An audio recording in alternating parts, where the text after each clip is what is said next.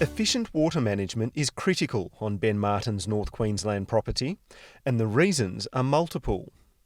Mr Martin grows mangoes just north of Bowen near the Don River, managing 12,500 trees across 2 orchards.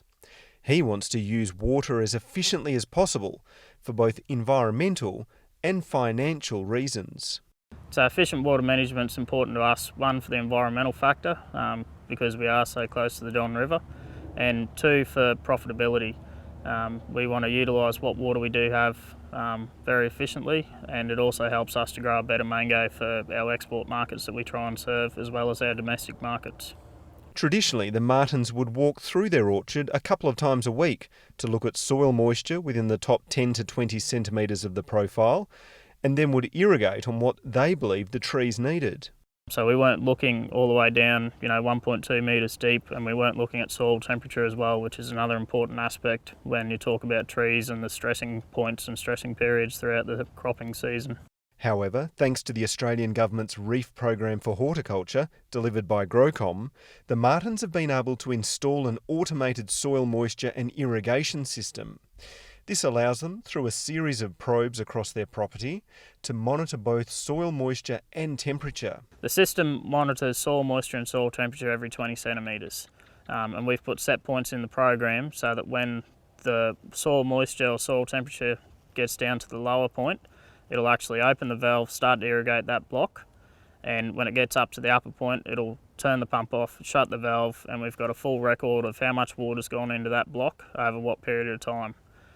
So instead of giving a block, say 12 hours once a week, it's receiving maybe 10 hours of water 4 times during that week. So the trees are getting water when they need it, not in one big hit and leaching your fertiliser out.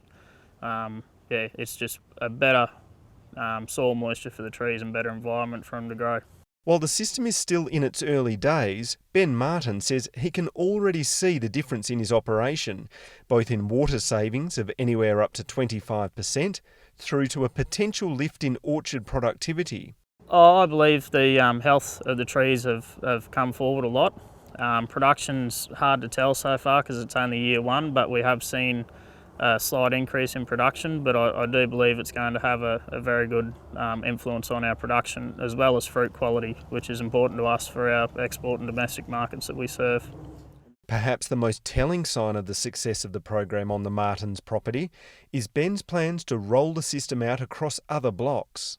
Look, it's really meant a lot for our operation. This is something that I've looked at putting in for probably the last 6 years. However, we've never had been able to justify the monetary side of it. We've always thought it would have a big increase in our profitability and as well as better outcomes for the environment.